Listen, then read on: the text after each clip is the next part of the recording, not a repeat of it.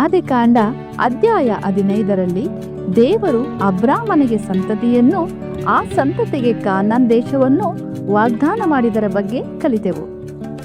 ದೇವರು ವಾಗ್ದಾನ ಮಾಡಿದರೆ ನೆರವೇರಿಸಿಯೇ ನೆರವೇರಿಸುವರು.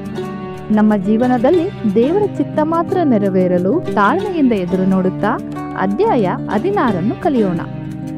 ಆದಿಕಾಂಡ ಅಧ್ಯಾಯ 16. ಹಾಗರಳಿಂದ ಇಸ್ರಾಯೇಲನ ಜನನ. ಅಬ್ರಾಮನ ಹೆಂಡತಿಯಾದ ಸಾರಯಳಿಗೆ ಮಕ್ಕಳಿರಲಿಲ್ಲ.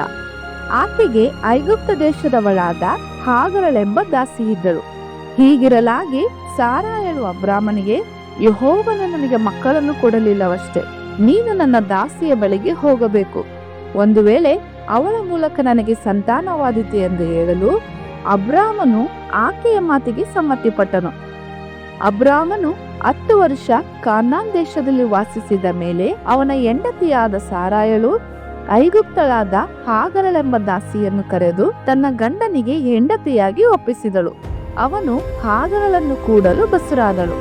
ತಾನು ಬಸುರಾದನೆಂದು ತಿಳುಕೊಂಡಾಗ ಅವಳು ಯಜಮಾನಿಯನ್ನು ತಾತ್ಸಾರ ಮಾಡಿದಳು. ಆಗ ಸಾರಾಯಳು ಅಬ್ರಾಮನಿಗೆ, ನನ್ನ ಗೋಳು ನಿನಗೆ ತಗಲಲಿ, ನನ್ನ ದಾಸಿಯನ್ನು ನಿನಗೆ ಹೆಂಡತಿಯಾಗಿ ಒಪ್ಪಿಸಿದನಷ್ಟೆ. ಅವಳು ತಾನು ಬಸುರಾದನೆಂದು ತಿಳಿದು ನನ್ನನ್ನು ತಾತ್ಸಾರ ಮಾಡುತ್ತಾಳೆ.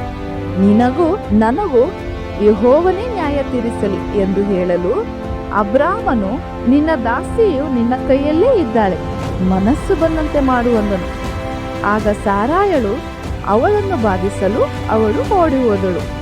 ಅವಳು ಮರಳು ಕಾಡಿನಲ್ಲಿ ಶೂರಿನ ಮಾರ್ಗದ ಹೊರತೆಯ ಹತ್ತಿರ ಇರುವಾಗ ಯೆಹೋವನ ದೂತನು ಅವಳನ್ನು ಕಂಡು, ಸಾರಾಯಳ ದಾಸಿಯಾದ ಹಾಗರಳೆ, ಎಲ್ಲಿಂದ ಬಂದೆ, ಎಲ್ಲಿಗೆ ಹೋಗುತ್ತೆ ಎಂದು ಕೇಳಲು ಅವಳು, ನನ್ನ ಯಜಮಾನಿಯಾದ ಸಾರಾಯಳ ಬಳಿಯಿಂದ ಓಡಿ ಹೋಗುತ್ತಾ ಇದ್ದೇನೆ ಅಂದಳು.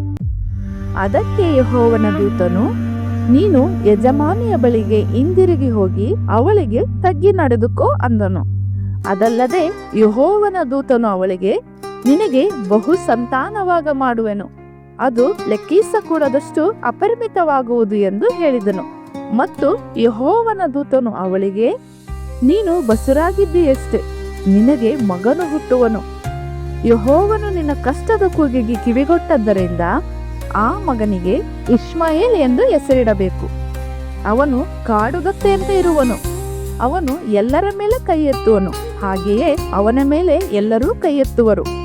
ತನ್ನ ಅಣ್ಣ ತಮ್ಮಂದಿರ ಎದುರುಗಡೆಯೇ ವಾಸವಾಗಿರುವನು ಎಂದು ಹೇಳಿ ಹೋದನು. ಅವಳು, ನನ್ನನ್ನು ನೋಡುವಾತನನ್ನು ನಾನು ಇಲ್ಲಿಯೂ ನೋಡಿದ್ದೇನಲ್ಲ ಅಂದುಕೊಂಡು ತನ್ನ ಸಂಗಡ ಮಾತಾಡಿದ್ದ ಯೆಹೋವನಿಗೆ ಎಲ್ಲವನ್ನೂ ನೋಡುವ ದೇವರೆಂದು ಹೆಸರಿಟ್ಟಳು. ಈ ಸಂಗತಿಯಿಂದ ಅಲ್ಲಿರುವ ಬಾವಿಗೆ ಲಹೈರೋಯಿ ಬಾವಿ ಎಂದು ಹೆಸರಾಯಿತು.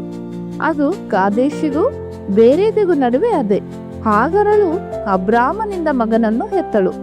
ಅಬ್ರಾಮನು ಅವನಿಗೆ ಇಷ್ಮಾಯೇಲ್ ಎಂದು ಹೆಸರಿಟ್ಟನು. ಅವಳು ಇಷ್ಮಾಯೇಲನನ್ನು ಹೆತ್ತಾಗ ಅಬ್ರಾಮನು 86 ವರ್ಷದವನಾಗಿದ್ದನು. ಇದುವೇ ಹಾಗರಳಿಂದ ಇಷ್ಮಾಯೇಲನ ಜನನದ ವಿವರಣೆ. ಧನ್ಯವಾದಗಳು.